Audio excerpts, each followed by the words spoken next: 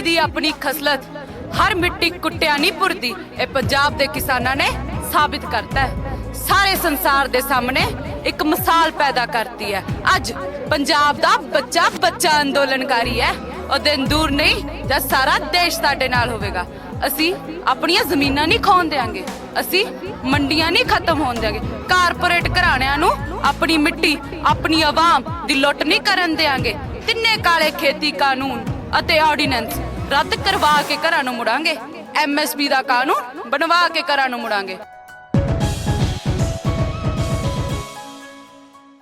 सत श्री अकाल, तुसी विजन पंजाब टीवी देख रहे हो तो मैं हाँ रवि संघरा हूर।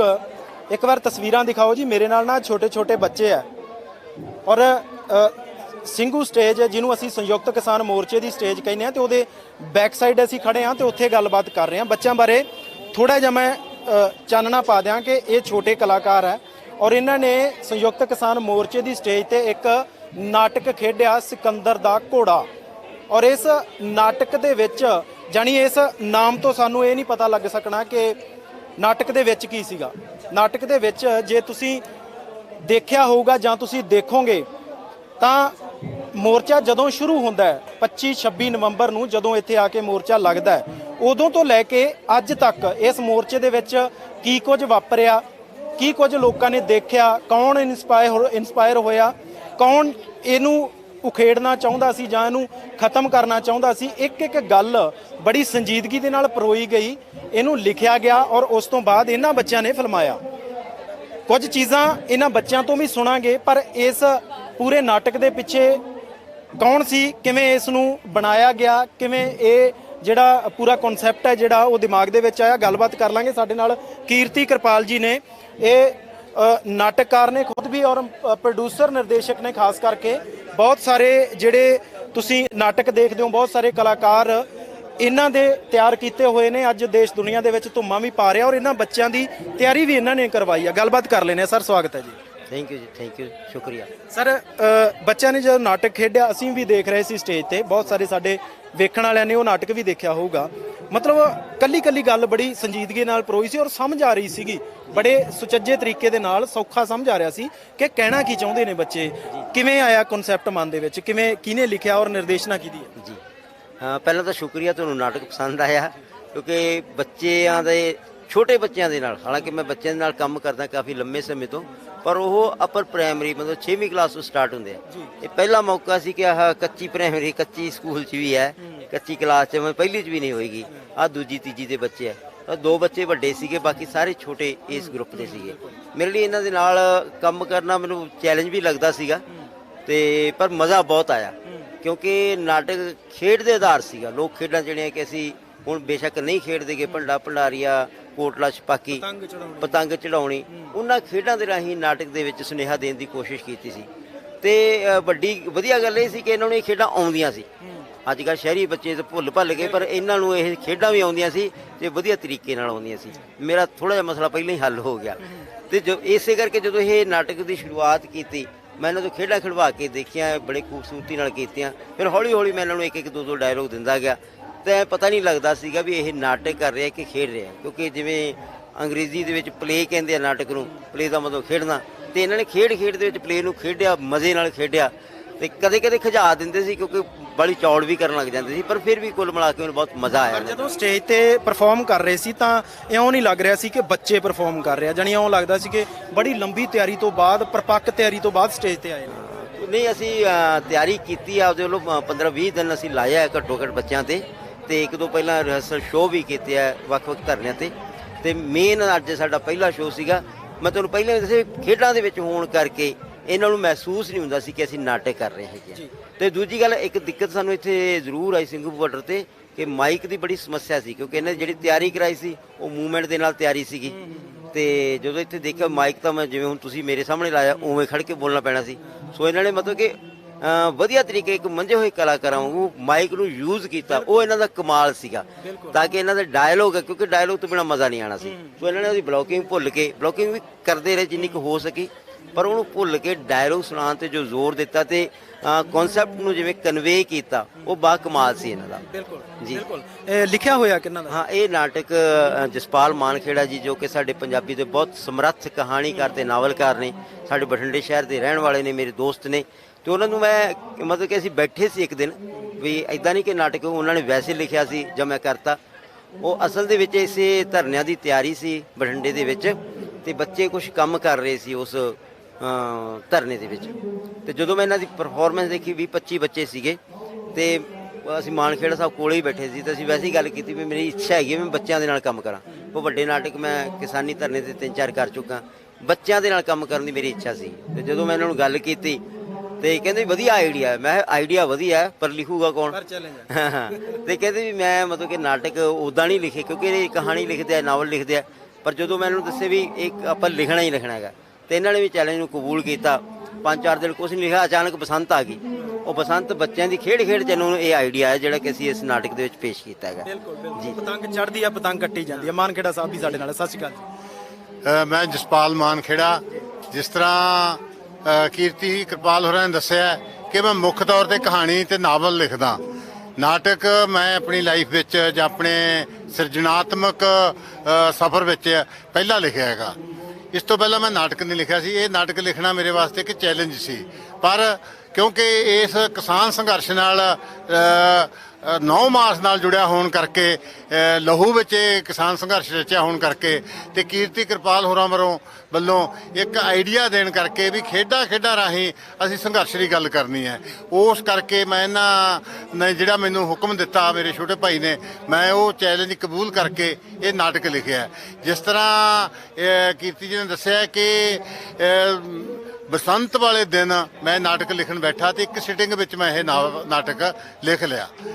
ਮੇਰੇ ਸਾਹਮਣੇ ਕਿਸਾਨ ਸੰਘਰਸ਼ ਸੀ, ਮੇਰੇ ਸਾਹਮਣੇ ਇੱਥੋਂ ਦੀ ਜਾਬਰ ਹਕੂਮਤ ਸੀ, ਮੈਨੂੰ ਕਿਤੋਂ ਕੁਝ ਕਲਪਨਾ ਨਹੀਂ ਕਰਨੀ ਪਈ। ਉਹ ਸਾਰਾ ਕੁਝ ਮੇਰੇ ਸਾਹਮਣੇ ਸੀ, ਮੇਰੇ ਸਾਹਮਣੇ ਲੜ ਰਹੇ ਲੋਕ ਸੀਗੇ, ਮੇਰੇ ਸਾਹਮਣੇ ਪੰਜਾਬ ਦਾ ਸਾਡਾ ਸੱਭਿਆਚਾਰ ਸੀ ਕਿ ਕੋਟਲਾ ਛਪਾਕੀ ਕੀ ਹੈ, ਬਸੰਤ ਜਦੋਂ ਅਸੀਂ ਪਤੰਗ ਉਡਾਉਂਦੇ ਆਂਗੇ ਉਸ ਨੂੰ ਜੇ ਅਸੀਂ ਬਿੰਬ ਰੂਪ ਵਿੱਚ ਦੇਖੀਏ ਕਿ ਅਸੀਂ ਆਪਣੀਆਂ ਜਿਹੜੀਆਂ ਛਾਵਾਂ ਨੇਗੀਆਂ ਉਹਨਾਂ ਨੂੰ ਅੰਬਰੀ ਲਾਉਣਾ ਚਾਹੁੰਦੇ ਆ। ਜਦੋਂ ਕੋਈ ਸਾਡੀ ਪਤੰਗ ਕੱਟਦਾ ਹੈਗਾ ਤਾਂ ਸਾਡੇ ਤੇ ਜਿਹੜਾ ਇੱਕ ਤਰੀਕੇ ਦਾ ਉਹ ਵਾਰ ਕਰਦਾ, ਤੇ ਉਸ ਵਾਰ ਨੂੰ ਇੱਕ ਚੈਲੰਜ ਲੈ ਕੇ ਜਿਵੇਂ ਅੱਜ ਕਿਸਾਨ ਲੜ ਰਹੇ ਨੇਗੇ, ਬੱਚਿਆਂ ਰਾਹੀਂ ਮੈਂ ਉਹ ਸੁਨੇਹਾ ਦੇਣ ਦੀ ਕੋਸ਼ਿਸ਼ ਕੀਤੀ ਹੈ। ਤੁਹਾਡਾ ਧੰਨਵਾਦ। ਪਹਿਲਾ ਸਾਡਾ ਇਹ ਸਿੰਘੂ ਬਾਰਡਰ ਤੇ ਜਿਹੜਾ ਸ਼ੋਅ ਸੀਗਾ, ਜਿਹੜਾ ਸ਼ੋਅ ਬੇਹੱਦ ਕਾਮਯਾਬ ਰਿਹਾ। ਬੇਸ਼ੱਕ ਇੱਥੇ ਜਿਹੜੀ ਸਪੀਕਰ ਦੀ ਥੋੜੀ ਜਿਹੀ ਪ੍ਰੋਬਲਮ ਆਈ ਹੈ, ਕਿਉਂਕਿ ਮਾਈਕ ਦੂਜੇ ਭਾਸ਼ਣ ਵਾਲੇ ਸੀਗੇ, ਨਾਟਕ ਵਾਲਾ ਜਿਹੜਾ ਸੈੱਟ ਹੁੰਦਾ ਹੋਰ ਹੁੰਦਾ ਹੈਗਾ, ਪਰ ਫਿਰ ਵੀ ਬੱਚਿਆਂ ਦੀ ਜਿਹੜੀ ਮਿਹਨਤ ਸੀ, ਇਹਨਾਂ ਦਾ ਜਿਹੜਾ ਕੌਨਫੀਡੈਂਸ ਸੀਗੇ, ਇਹ ਨਾਟਕ ਨੂੰ ਜਾਂ ਨਾਟਕ ਦੇ ਰਾਹ ਵਿੱਚ ਆਉਂਦੀਆਂ ਜਿਹੜੀਆਂ ਸਮੱਸਿਆਵਾਂ ਸੀ, ਜਿਵੇਂ ਕੋਈ ਧੂ ਕੇ ਲੈ ਜਾਂਦਾ ਹੁੰਦਾ, ਇਹ ਧੂ ਕੇ ਲੈ ਗਏ, ਤੇ ਲੋਕਾਂ ਦੇ ਦਰਸ਼ਕਾਂ ਦੇ ਮਨਾਂ ਵਿੱਚ ਇੱਕ ਧੂ ਵੀ ਪਾਈ ਹੈ ਇਸ ਨਾਟਕ ਨੇ। ਮਿਹਰਬਾਨੀ ਤੁਹਾਡੀ। ਬਿਲਕੁਲ, ਔਰ ਵਾਕਈ ਧੂ ਪਾਈ ਸੀਗੀ। ਇਹ ਨਾਟਕ ਜਦੋਂ ਸ਼ੁਰੂ ਹੁੰਦਾ ਹੈ ਤੇ ਆਖਰ ਤੱਕ ਜਿੰਨੀਆਂ ਕੁ ਚੀਜ਼ਾਂ ਮੈਨੂੰ ਵੀ ਸਮਝ ਆਈਆਂ, ਲੋਕਾਂ ਨੂੰ ਵੀ ਸਮਝ ਆਈਆਂ, ਥੋੜ੍ਹੀਆਂ ਜਿਹੀਆਂ ਤੁਹਾਡੇ ਨਾਲ ਸਾਂਝੀਆਂ ਕਰੂੰਗਾ ਕਿ ਜਿਵੇਂ ਵੱਖ-ਵੱਖ ਸਾਡੀਆਂ ਸਟੇਜਾਂ ਨੇ। ਸਾਡੀ ਸਿੰਘੂ ਦੀ ਸਟੇਜ ਹੈ, ਗਾਜ਼ੀਪੁਰ ਦੀ ਸਟੇਜ ਹੈ, ਟਿੱਕਰੀ ਦੀ ਸਟੇਜ ਹੈ, ਔਰ ਵੱਖ-ਵੱਖ ਸਟੇਜਾਂ ਉਹਨਾਂ ਦੀ ਆਪਣੀ ਖੂਬਸੂਰਤੀ ਰਹੀ ਪਿਛਲੇ ਦਿਨਾਂ ਦੇ ਵਿੱਚ ਕਿ ਅਸੀਂ ਉਹਨਾਂ ਨੂੰ ਕਿਵੇਂ ਦੇਖਦੇ ਹਾਂ। ਲੋਕ ਉੱਥੇ ਕਿਸ ਤਰ੍ਹਾਂ ਦੇ ਨਾਲ ਜਿਹੜਾ ਪ੍ਰਚਾਰ ਕਰਦੇ ਨੇ, ਅਸੀਂ ਸੁਣਦੇ ਕੀ ਆ। ਉੱਥੇ ਸਿੰਘੂ ਦੀ ਸਟੇਜ ਤੇ ਸਾਨੂੰ ਕੀ ਸੁਣਾਇਆ ਜਾਂਦਾ ਹੈ, ਗਾਜ਼ੀਪੁਰ ਦੀ ਸਟੇਜ ਤੇ ਸਾਨੂੰ ਕੀ ਸੁਣਾਇਆ ਜਾਂਦਾ ਹੈ, ਸਾਨੂੰ ਉੱਥੋਂ ਕੀ ਸਿੱਖਣ ਨੂੰ ਮਿਲਦਾ ਹੈ, ਕੀ ਸਮਝਣ ਨੂੰ ਮਿਲਦਾ ਹੈ। ਔਰ ਸਭ ਤੋਂ ਵੱਡੀ ਗੱਲ ਕਿ ਟਿੱਕਰੀ ਬਾਰਡਰ ਤੇ ਸਭ ਤੋਂ ਵੱਡੀ ਜਿਹੜੀ ਸ਼ਮੂਲੀਅਤ ਆ, ਉੱਥੇ ਔਰਤਾਂ ਦੀ ਸ਼ਮੂਲੀਅਤ ਆ, ਔਰ ਇਸ ਨਾਟਕ ਨੇ ਉਹਨੂੰ ਬਾਖੂਬੀ ਨਿਭਾਇਆ। ਇੱਕ ਜਿਹੜੇ ਕਲਾਕਾਰ ਸੀਗੇ, ਕੁੜੀ ਸੀਗੀ ਕਲਾਕਾਰ, ਉਹਨਾਂ ਨੇ ਪੀਲੇ ਰੰਗ ਦੀ ਚੁੰਨੀ ਲੈ ਕੇ ਇਹ ਦਰਸਾਇਆ ਕਿ ਉੱਥੇ ਜਿਹੜੀਆਂ ਪੀਲੀਆਂ ਚੁੰਨੀਆਂ ਨੇ ਉਹਨਾਂ ਨੂੰ ਸਿਰ ਤੇ ਲੈ ਕੇ ਅਸੀਂ ਰੋਜ਼ ਦੇਖਦੇ ਹਾਂ ਕਿ ਸਟੇਜ ਤੇ ਪੀਲੀਆਂ ਚੁੰਨੀਆਂ ਵਾਲੀਆਂ ਸਾਡੀਆਂ ਭੈਣਾਂ, ਸਾਡੀਆਂ ਮਾਵਾਂ, ਬੀਬੀਆਂ, ਬਜ਼ੁਰਗ ਔਰਤਾਂ ਜਿਹੜੀਆਂ ਉਹ ਰੋਜ਼ ਆ ਕੇ ਨਾ ਆਪਣਾ ਭਾਸ਼ਣ ਦਿੰਦੀਆਂ ਔਰ ਲੋਕਾਂ ਦੇ ਵਿੱਚ ਨਵੀਂ ਰੂਹ ਫੂਕਦੀਆਂ। ਤੇ ਬਿਲਕੁਲ ਉਸੇ ਤਰ੍ਹਾਂ ਹੀ ਤੇ ਜਿਵੇਂ ਗਾਜ਼ੀਪੁਰ ਤੇ ਟਿਕੈਤ ਸਾਹਿਬ ਹੋਰਾਂ ਦੇ ਹੰਝੂ ਆਉਂਦੇ ਆ, ਤੇ ਉਸ ਤੋਂ ਬਾਅਦ ਜਦੋਂ ਮੀਡੀਆ ਦੇ ਨਾਲ ਗੱਲਬਾਤ ਕਰਦੇ ਆ ਜਾਂ ਫਿਰ ਲੋਕਾਂ ਨਾਲ ਸਟੇਜ ਤੇ ਗੱਲਬਾਤ ਕਰਦੇ ਆ, ਉਹ ਕਿਵੇਂ ਪ੍ਰਭਾਵ ਛੱਡਦਾ ਸਾਡੇ ਤੱਕ, ਉਹ ਕਿਵੇਂ ਗੱਲਬਾਤ ਹੁੰਦੀ ਆ, ਇਹ ਸਾਰੀਆਂ ਚੀਜ਼ਾਂ ਇਸੇ ਖੂਬਸੂਰਤ ਤਰੀਕੇ ਦੇ ਨਾਲ ਪਰੋਈਆਂ ਗਈਆਂ ਸੀ। ਥੋੜੇ ਡਾਇਲੋਗ ਵੀ ਮੈਂ ਬੱਚਿਆਂ ਦੇ ਨਾਲੋਂ ਜਿਹੜੇ ਬੱਚਿਆਂ ਨੇ ਬੋਲੇ ਸੀ ਉਹ ਮੈਂ ਕੋਸ਼ਿਸ਼ ਕਰੂੰਗਾ ਕਿ ਤੁਸੀਂ ਵੀ ਸਮਝੋ ਉਹ ਗੱਲ ਨੂੰ। ਤੇ ਸਭ ਤੋਂ ਪਹਿਲਾ ਡਾਇਲੋਗ ਕਿਹਦਾ ਸੀਗਾ ਉਹ ਜਿਹੜਾ? मैंने और होमवर्क कभी नहीं। मैं तो गया था मंदिर, वहाँ पर पूजा की, आरती उतारी और भजन सुने। अरे ओ युद्धवीर, तूने क्या किया भाई? ਇਹ ਸ਼ੁਰੂਆਤ ਦੇ ਵਿੱਚ ਸੀਗਾ ਕਿ ਸਾਨੂੰ ਕਿਵੇਂ ਧਰਮਾਂ ਦੇ ਨਾਂ ਤੇ ਵੰਡਿਆ ਜਾਂਦਾ ਹੈ। ਇੱਕ ਪਾਸੇ ਸਾਨੂੰ ਸਮਝਾਇਆ ਜਾਂਦਾ ਹੈ ਕਿ ਮੰਦਿਰ ਸਾਰੀ ਖਲਕਤ ਤੋਂ ਵੱਡਾ ਹੈ, ਦੂਜੇ ਪਾਸੇ ਗੁਰਦੁਆਰੇ ਦੀ ਗੱਲਬਾਤ ਕੀਤੀ ਗਈ ਸੀਗੀ ਤੇ ਪਰ ਸਾਨੂੰ ਜਿਹੜਾ ਪੜ੍ਹਾਈ ਤੋਂ ਕਿਵੇਂ ਦੂਰ ਕੀਤਾ ਜਾਂਦਾ ਹੈ, ਇਸ ਤਰ੍ਹਾਂ ਦੇ ਕੁਝ ਨਾਟਕ ਸੀਗੇ। ਇੱਕ ਜਿਹੜਾ ਬੋਲਿਆ ਸੀਗਾ ਕਿ ਸਾਨੂੰ ਸਿੰਘੂ ਦੀ ਸਟੇਜ ਤੇ ਕੀ ਕੁਝ ਮਿਲਦਾ ਹੈ, ਕਿਵੇਂ ਸਿੰਘੂ ਦੀ ਸਟੇਜ ਤੇ ਉਹ ਕਿਹੜਾ ਬੱਚਾ ਸੀਗਾ ਜਿਹਨੇ ਬੋਲਿਆ ਸੀਗਾ? ਹਾਂ, ਇੱਧਰ ਨੂੰ ਮੂੰਹ ਕਰ ਲਓ, ਇੱਧਰ ਨੂੰ ਮੂੰਹ ਕਰ ਲਓ। ਹਾਂਜੀ, ਜੋ ਕੋਈ ਸਿੰਘੂ ਦੀ ਸਟੇਜ ਤੇ ਬੋਲਿਆ ਜਾਂਦਾ, ਜੋ ਅਸੀਂ ਸੁਣਦੇ ਆ, ਉਹ ਆ ਬੱਚਾ ਪੇਸ਼ ਕਰੇਗਾ। साध संगत जी, फतेह परवान होवे। वाहेगुरु जी का खालसा, वाहेगुरु जी की फतेह। भरावो जी मैं कि थानू पता है, ये संघर्ष सिखराते है, ये संघर्ष कल खेती बिरादन नहीं, ये साडी होनी ते साडी होंद है। ये संघर्ष फसलां संभर दे नाल नाल नस्लां संभर दा संघर्ष है। जिवें कि थानू पता है, अपने ना कई सालों तो धक्के हुंदे आ रहे ने, अपने ते जबर होया है, पर हम बदली दे कदे गोडा रखांगे, सरकार नू वक्त पा देंगे, अपने ट्रैक्टर दिल्ली दे कदे बुकणगे, अपने झंडे दिल्ली दे कदे बुलंद रहणगे।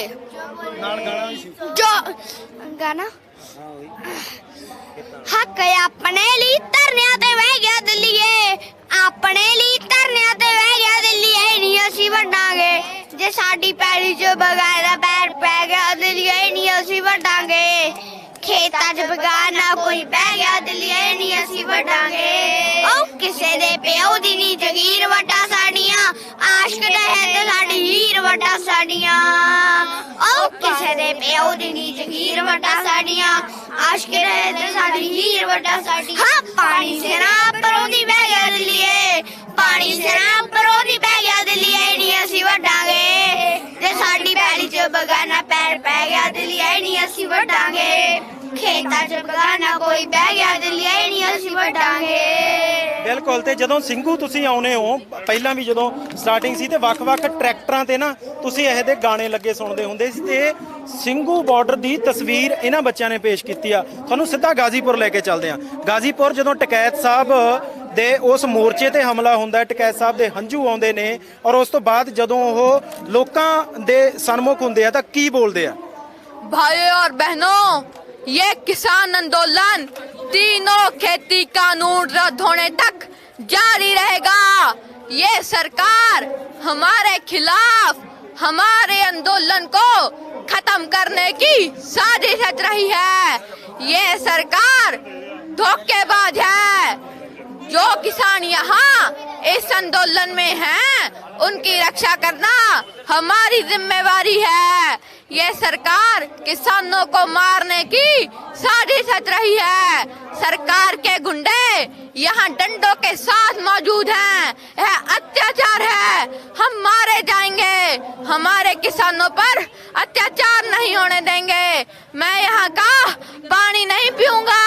जब मेरे गांव का पानी आएगा तो ही पानी पीऊंगा। ਬਿਲਕੁਲ। ਤੇ ਆਹ ਡਾਇਲੌਗ ਤਾਂ ਨਾ ਤੁਹਾਨੂੰ ਬੜੀ ਚੰਗੀ ਤਰ੍ਹਾਂ ਯਾਦ ਹੋਊਗਾ ਜਦੋਂ ਟਕੈਤ ਸਾਹਿਬ ਨੇ ਉੱਥੇ ਬਹਿ ਗਏ ਸੀ ਕਿ ਮੈਂ ਉਦੋਂ ਤੱਕ ਪਾਣੀ ਨਹੀਂ ਪੀਣਾ ਜਦੋਂ ਤੱਕ ਆ ਰੋਕਾਂ ਖੋਲ ਕੇ ਮੇਰੇ ਪਿੰਡ ਦੇ ਵਿੱਚੋਂ ਭਰਿਆ ਹੋਇਆ ਪਾਣੀ ਮੇਰੇ ਤੱਕ ਨਹੀਂ ਪਹੁੰਚਦਾ, ਉਹਨਾਂ ਟਾਈਮ ਨਹੀਂ ਪੀਊਂਗਾ। ਤਾਂ ਇਹ ਸੀ ਗਾਜ਼ੀਪੁਰ। ਸਿੱਧਾ ਟਿੱਕਰੀ ਚੱਲਦੇ ਆ। ਇਹ ਨੇ ਉਹ ਕਲਾਕਾਰ ਜਿਨ੍ਹਾਂ ਨੇ ਬੜੀ ਖੂਬਸੂਰਤੀ ਦੇ ਨਾਲ ਇਹਨਾਂ ਬੱਚਿਆਂ ਦਾ ਮੂਹਰੇ ਹੋ ਕੇ ਸਾਥ ਨਿਭਾਇਆ ਸੀਗਾ। ਤਾਂ ਜੋ ਕੁਝ ਟਿੱਕਰੀ ਤੇ ਅਸੀਂ ਸੁਣਦੇ ਹਾਂ ਉਸੇ ਤਰ੍ਹਾਂ ਦੇ ਨਾਲ ਪੀਲੀ ਚੁੰਨੀ ਹੈ ਔਰ ਜਿਵੇਂ ਸਾਡੀਆਂ ਬੀਬੀਆਂ ਭੈਣਾਂ ਉੱਥੇ ਲੋਕਾਂ ਦੇ ਵਿੱਚ ਨਵੀਂ ਰੂਹ ਫੂਕਦੀਆਂ ਹੈ, ਦਿਖਾਉਣੇ ਆ। ਹਰ ਮਿੱਟੀ ਦੀ ਆਪਣੀ ਖਸਲਤ, ਹਰ ਮਿੱਟੀ ਕੁੱਟਿਆ ਨਹੀਂ ਪੁਰਦੀ, ਇਹ ਪੰਜਾਬ ਦੇ ਕਿਸਾਨਾਂ ਨੇ ਸਾਬਿਤ ਕਰਤਾ ਹੈ। ਸਾਰੇ ਸੰਸਾਰ ਦੇ ਸਾਹਮਣੇ ਇੱਕ ਮਿਸਾਲ ਪੈਦਾ ਕਰਤੀ ਹੈ। ਅੱਜ ਪੰਜਾਬ ਦਾ ਬੱਚਾ ਬੱਚਾ ਅੰਦੋਲਨਕਾਰੀ ਹੈ। ਉਹ ਦਿਨ ਦੂਰ ਨਹੀਂ ਜਦ ਸਾਰਾ ਦੇਸ਼ ਸਾਡੇ ਨਾਲ ਹੋਵੇਗਾ। ਅਸੀਂ ਆਪਣੀਆਂ ਜ਼ਮੀਨਾਂ ਨਹੀਂ ਖੋਣ ਦੇਾਂਗੇ, ਅਸੀਂ ਮੰਡੀਆਂ ਨਹੀਂ ਖਤਮ ਹੋਣ ਦੇਾਂਗੇ, ਕਾਰਪੋਰੇਟ ਘਰਾਣਿਆਂ ਨੂੰ ਆਪਣੀ ਮਿੱਟੀ ਆਪਣੀ ਆਵਾਮ ਦੀ ਲੁੱਟ ਨਹੀਂ ਕਰਨ ਦੇਾਂਗੇ। ਤਿੰਨੇ ਕਾਲੇ ਖੇਤੀ ਕਾਨੂੰਨ ਅਤੇ ਆਰਡੀਨੈਂਸ ਰੱਦ ਕਰਵਾ ਕੇ ਘਰਾਂ ਨੂੰ ਮੁੜਾਂਗੇ। MSP ਦਾ ਕਾਨੂੰਨ ਬਣਵਾ ਕੇ ਘਰਾਂ ਨੂੰ ਮੁੜਾਂਗੇ। ਜੈ ਜਨਤਾ, ਜੈ ਸੰਘਰਸ਼, ਜਿੱਤ ਲੜਨ ਵਾਲੇ ਲੋਕਾਂ ਦੀ। ਬਿਲਕੁਲ। ਤੇ ਆ ਤਿੰਨੇ ਬਾਰਡਰ ਸੀ ਜਿਨ੍ਹਾਂ ਤੇ ਅੱਜ ਵੱਡੇ ਵੱਡੇ ਇਕੱਠ ਹੈ ਔਰ ਬਿਲਕੁਲ ਆਹੀ ਚੀਜ਼ਾਂ ਅਸੀਂ ਦੇਖਦੇ ਹਾਂ ਔਰ ਲਗਾਤਾਰ ਇਹ ਚੱਲ ਰਹੀਆਂ ਔਰ ਖਾਸ ਤਸਵੀਰਾਂ ਜਿਹੜੀਆਂ ਸੀ ਉਹ ਰਾਈਟਰ ਨੇ ਬੜੀ ਸੰਜੀਦਗੀ ਦੇ ਨਾਲ ਲਿਖੀਆਂ ਔਰ ਇਹਨਾਂ ਸਾਰੇ ਕਲਾਕਾਰਾਂ ਨੇ ਪੇਸ਼ ਕੀਤੀਆਂ। ਸਭ ਤੋਂ ਛੋਟਾ ਕਲਾਕਾਰ ਆ ਸਾਡੇ ਨਾਲ ਬਾਈ ਜੀ ਹੋਰਾਂ ਨੇ ਦੱਸਿਆ ਸੀਗਾ ਕਿ ਹਲੇ ਪਹਿਲੀ ਚ ਵੀ ਨਹੀਂ ਹੋਇਆ ਇਹ ਕਲਾਕਾਰ। ਇੱਕ ਇਹ ਬੱਚੇ ਨੇ ਗਾਇਆ ਸੀਗਾ ਮੂੰਗਫਲੀ ਕਰਕੇ। ਐਕਸ਼ਨ ਦੇ ਨਾਲ मूंगफली दे दाने भाई मूंगफली दे दाने मूंगफली दे दाने भाई मूंगफली दे दाने छिल के सिखाने बैग छिल के सिखाने छिल के सिखाने बैग छिल के सिखाने आइबो भैया आइबो आइबो भैया आइबो आइबो भैया आइबो आइबो भैया आइबो आई बॉर्डर ते आई बॉर्डर ते पेचे लाई बॉर्डर ते पेचे लाई बॉर्डर ते आइबो भैया आइबो आइबो भैया आइबो आइबो भैया आइबो आइबो भैया आइबो सरना नी हुन सेंटर नाल सरना नी हुन सेंटर नाल तेजा पै गया सेंटर नाल तेजा पै गया सेंटर नाल आइबो भैया आइबो आइबो भैया आइबो ਇੱਥੇ ਆਈਬੋ ਦਾ ਮਤਲਬ ਕੀ ਰੱਖਿਆ ਗਿਆ ਇੱਥੇ? ਆਈਬੋ ਕੀ ਸਮਝਾਉਂਦਾ? ਇੱਥੇ ਆਈਬੋ ਆ ਜਿਹੜਾ ਉਹ ਇੱਕ ਤਰ੍ਹਾਂ ਦਾ ਹੈ ਕਿ ਸਿੰਬਲ ਹੈਗਾ ਕਿ ਜਦੋਂ ਅਸੀਂ ਕਿਸੇ ਦਾ ਉਹ ਕਰਦੇ ਹੈਗੇ ਆ ਉਹਨੂੰ ਡੋਮੀਨੇਟ ਕਰਦੇ ਆ ਤੇ ਉਹਦਾ ਸਿੰਬਲ ਹੁੰਦਾ ਆਈਬੋ ਕਰਨਾ। ਹਾਂ ਜੀ ਉਹਨੂੰ ਡੋਮੀਨੇਟ ਕਰਨਾ, ਜਾਨੀ ਇਸ ਸ਼ਬਦ ਦੇ ਜ਼ਰੀਏ ਹਾਂਜੀ ਉਹਨੂੰ ਡੋਮੀਨੇਟ ਕਰਨਾ ਵੀ ਆ ਜਿਹੜੀ ਚੀਜ਼ ਤੂੰ ਕਰ ਰਿਹਾ ਅਸੀਂ ਇਹਦੀ ਕੋਈ ਪਰਵਾਹ ਨਹੀਂ ਕਰਦੇਗੇ। ਆਈਬੋ ਹਰਾਉਣ ਜੀ ਉਹ ਵਾਲਾ ਸਾਈਨ ਹੁੰਦਾ ਜੀ ਬਿਲਕੁਲ। ਤੇ ਇਹ ਉਹ ਕਲਾਕਾਰ ਸੀਗੇ ਜਿਨ੍ਹਾਂ ਨੇ ਬੜੀ ਖੂਬਸੂਰਤੀ ਦੇ ਨਾਲ, ਹਾਲਾਂਕਿ ਇਹਨਾਂ ਦਾ ਕੱਲ ਨੂੰ ਪੇਪਰ ਹੈ, ਸਾਰੇ ਬੱਚਿਆਂ ਦੇ ਨਾ ਪੇਪਰ ਚੱਲ ਰਹੇ ਆ ਔਰ ਇਹਨਾਂ ਦੇ ਮਾਪੇ ਜਿਹੜੇ ਨੇ ਉਹ ਉਡੀਕ ਰਹੇ ਨੇ ਕਿ ਅਸੀਂ ਜਾਣਾ ਵੀ, ਇਹਨਾਂ ਨੇ ਤਿਆਰੀ ਵੀ ਕਰਨੀ ਹੈ। ਪਰ ਸਿੱਧਾ ਸਮਝ ਸਕਦੇ ਆ ਕਿ ਜਿਹੜੇ ਏਡੇ ਵੱਡੇ ਡਾਇਲੌਗ ਡਿਲੀਵਰੀ ਜਿਹੜੀ ਹੈ ਐਡੀ ਖੂਬਸੂਰਤੀ ਨਾਲ ਦੇ ਸਕਦੇ ਆ ਤਾਂ ਉਹਨਾਂ ਦੇ ਵਾਸਤੇ ਮੇਰਾ ਖਿਆਲ ਪੇਪਰ ਵੀ ਬਹੁਤੇ ਔਖੇ ਨਹੀਂ ਹੋ ਸਕਦੇ। ਬਿਲਕੁਲ ਜੀ ਬਿਲਕੁਲ। ਪਹਿਲਾਂ ਹੀ ਕਲਾ ਹੈਗੀ ਹੈ।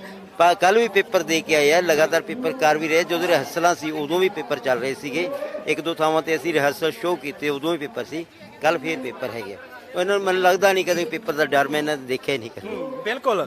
ਤਾਂ ਇਹ ਇਹਨਾਂ ਦੀ ਜ਼ਿੰਦਗੀ ਦਾ ਹਲੇ ਪੜਾਅ ਹੈ। ਇਹ ਅਸੀਂ ਉਮੀਦ ਕਰਦੇ ਹਾਂ ਕਿ ਬੱਚੇ ਵੱਡੇ ਨਾਟਕਕਾਰ ਬਣਨ, ਕਲਾਕਾਰ ਬਣਨ ਔਰ ਇਹਨਾਂ ਦੀ ਪਰਫਾਰਮੈਂਸ ਹੈ ਜਿਹੜੀ ਉਹ ਦੇਸ਼ ਦੁਨੀਆ ਦੇ ਤੱਕ ਜਾਵੇ। ਇੱਕ ਚੀਜ਼ ਮੈਂ ਜਿਹੜੀ ਤੁਹਾਡੇ ਨਾਲ ਇੱਕ ਵਾਰ ਫੇਰ ਸਾਂਝੀ ਕਰਨੀ ਆ, ਉਹ ਸੀ ਇੱਕ ਜਿਹੜਾ ਪਤੰਗ ਵਾਲਾ ਪਾਰਟ ਸੀਗਾ। ਪਤੰਗ ਵਾਲਾ ਪਾਰਟ ਇਹਦੇ ਵਿੱਚ ਪਾਇਆ ਗਿਆ ਸੀ ਕਿ ਜਦੋਂ ਸਾਡੇ ਅੰਦੋਲਨ ਦੀ ਪਤੰਗ ਜਦੋਂ ਸਿਖਰ ਤੱਕ ਪਹੁੰਚਣ ਲੱਗਦੀ ਹੈ ਉਦੋਂ ਇੱਕ ਪਾਸੇ ਧਿਆਨ ਹੁੰਦਾ ਹੈ ਕਿ ਅਸੀਂ ਜਿੱਤਣ ਦੇ ਨੇੜੇ ਆ। ਜਦੋਂ ਸਰਕਾਰ ਸਾਨੂੰ ਮੀਟਿੰਗਾਂ ਦੇਣ ਦੀ ਕੋਸ਼ਿਸ਼ ਕਰਦੀ ਹੈ ਤਾਂ ਉਸ ਪਤੰਗ ਨੂੰ ਕੱਟਣ ਦੀ ਕੋਸ਼ਿਸ਼ ਕਿਵੇਂ ਹੁੰਦੀ ਹੈ, ਇਹ ਬੜੀ ਖੂਬਸੂਰਤੀ ਦੇ ਨਾਲ ਪੇਸ਼ ਕੀਤਾ ਗਿਆ ਸੀ। ਹਾਂ ਬਿਲਕੁਲ, ਅਸੀਂ ਸਿੰਬੋਲਿਕ ਤਰੀਕੇ ਨਾਲ ਪੇਸ਼ ਕੀਤਾ ਵੀ ਕਈ ਵਾਰੀ ਜਿੱਥੇ ਮੀਟਿੰਗਾਂ ਚੱਲ ਰਹੀਆਂ ਸਾਡਾ ਮਤਲਬ ਸੰਘਰਸ਼ ਪੂਰੇ ਜੋਬਨ ਤੇ ਹੈ, ਸਿਖਰਾਂ ਤੇ ਹੈ। ਜਿਵੇਂ ਕਿ ਅਸੀਂ 26 ਜਨਵਰੀ ਦਾ ਘਟਨਾਕ੍ਰਮ ਦੇਖਦੇ ਹਾਂ, ਸਾਡਾ ਮਤਲਬ ਕਿ ਉਦੋਂ ਲਗਭਗ ਐਂ ਲੱਗਦਾ ਸੀ ਕਿ ਅਸੀਂ ਬਹੁਤ ਜਿੱਤ ਦੇ ਨੇੜੇ ਪਹੁੰਚ ਚੁੱਕੇ ਹਾਂ, ਪਰ ਉਹਨਾਂ ਨੇ ਇਹੋ ਜਿਹੀ ਗਾਟੀ ਮਾਰੀ ਲਾਲ ਕਿਲੇ ਤੇ ਜਾ ਕੇ ਕਿ ਸਾਨੂੰ ਇੱਕ ਵਾਰੀ ਤਾਂ ਐਂ ਲੱਗਦਾ ਸੀ ਬੈਕਫੁੱਟ ਤੇ ਜਾਣਾ ਪਊਗਾ। ਤੇ ਉਸੇ ਰਾਤ ਅਗਲੀ ਰਾਤ ਜੇ ਉਹ ਟਕੈਤ ਸਾਹਿਬ ਦਾ ਉਹ ਭਾਸ਼ਣ ਜੇ ਨਾ ਉਹਨੂੰ ਮੋੜਾ ਪੈਂਦਾ ਤਾਂ ਸਾਡਾ ਇਹ ਸੰਘਰਸ਼ ਹੈ ਜਿਹੜਾ ਹਮਾਰਾ ਫੇਰ ਪਤੰਗ ਉਸੇ ਤਰ੍ਹਾਂ ਉਹ ਮਤਲਬ ਕਿ ਕੱਟੀ ਜਾਣੀ ਸੀ, ਪਰ ਉਹ ਕੱਟਣ ਤੋਂ ਬਚ ਗਈ। ਗਾਟੀ ਤਾਂ ਉਹਨਾਂ ਨੇ ਪਾਈ ਪਰ ਅਸੀਂ ਆਪਦਾ ਪਤੰਗ ਬਚਾ ਲਿਆ। ਅਸੀਂ ਟੋਰ ਢਿੱਲੀ ਛੱਡਤੀ ਤੇ ਕੁਛ ਸਾਡੇ ਉਹਨਾਂ ਦੇ ਸੱਚੇ ਸੁੱਚੇ ਹੰਝੂ ਕੰਮ ਆਏ, ਕਿਉਂਕਿ ਉਹਨਾਂ ਦਿਲੋਂ ਹੂਕ ਨਿਕਲੀ ਸੀਗੀ ਤੇ ਉਸ ਹੂਕ ਨੂੰ ਸਾਰੇ ਭਾਰਤ ਦੇ ਕਿਸਾਨਾਂ ਨੇ ਤੇ ਆਮ ਲੋਕਾਂ ਨੇ ਮਹਿਸੂਸ ਕੀਤਾ ਤੇ ਉਸੇ ਰਾਤ ਹੀ ਫਿਰ ਜੁੜਨੇ ਸ਼ੁਰੂ ਹੋਏ ਤੇ ਉਦੋਂ ਬਾਅਦ ਤੁਸੀਂ ਦੇਖ ਲਓ ਇਹ ਕਾਫਲੇ ਵੱਧਦੇ ਜਾਂਦੇ। ਬਿਲਕੁਲ ਸਹੀ। ਔਰ ਇਹ ਗੱਲਬਾਤ ਵੀ ਸਾਡੇ 'ਚ ਜਦੋਂ ਅਸੀਂ ਗੱਲਬਾਤ ਕਰ ਰਹੇ ਹਾਂ ਤੇ ਇੱਕ ਨਵੀਂ ਰੂਹ ਪੈਦਾ ਕਰ ਰਹੀ ਹੈ ਗੱਲਬਾਤ, ਕਿਉਂਕਿ ਜਦੋਂ ਸਟੇਜ ਤੋਂ ਪਰਫਾਰਮੈਂਸ ਦੇਖਦੇ ਹਾਂ ਤਾਂ ਇਹਨਾਂ ਬੱਚਿਆਂ ਦਾ ਜੋਸ਼ ਦੇਖਿਆ ਹੀ ਬਣਦਾ ਸੀ। ਇਹਨਾਂ ਦੀ ਪਰਫਾਰਮੈਂਸ, ਇਹਨਾਂ ਦੇ ਚਿਹਰੇ ਦਾ ਨੂਰ ਜਿਹੜਾ ਸੀ ਉਹ ਬਹੁਤ ਕੁਝ ਕਹਿ ਰਿਹਾ ਸੀਗਾ। ਤਾਂ ਇਹ ਸੀ ਉਹ ਬੱਚੇ, ਛੋਟੇ ਬੱਚੇ, ਤੇ ਇਹਨਾਂ ਦੀ ਕੀਰਤੀ ਕਿਰਪਾਲ ਹੋਰਾਂ ਦੀ ਕਰਵਾਈ ਹੋਈ ਤਿਆਰੀ ਹੈ ਜਿਹੜੀ ਇਹ ਦੁਨੀਆ ਤੱਕ ਪਹੁੰਚੂਗੀ। ਔਰ ਜੇ ਕਿਸੇ ਨੇ ਸਾਡੇ ਅੰਦੋਲਨ ਦੀ ਉਹ ਤਸਵੀਰ ਜਿਹੜੀ ਪਹਿਲੇ ਦਿਨ ਤੋਂ ਸ਼ੁਰੂ ਹੋਈ ਹੈ ਤੇ ਅੱਜ ਤੱਕ ਉਹ ਪ੍ਰੋਪਰ ਨਹੀਂ ਦੇਖੀ ਤਾਂ ਇਹਨਾਂ ਦਾ ਨਾਟਕ ਔਰ ਸਾਡਾ ਇਹ ਇੰਟਰਵਿਊ ਦੇਖ ਸਕਦੇ ਨੇ, ਉਹਨਾਂ ਨੂੰ ਸਾਰੀ ਸਮਝ ਆ ਜਾਏਗੀ।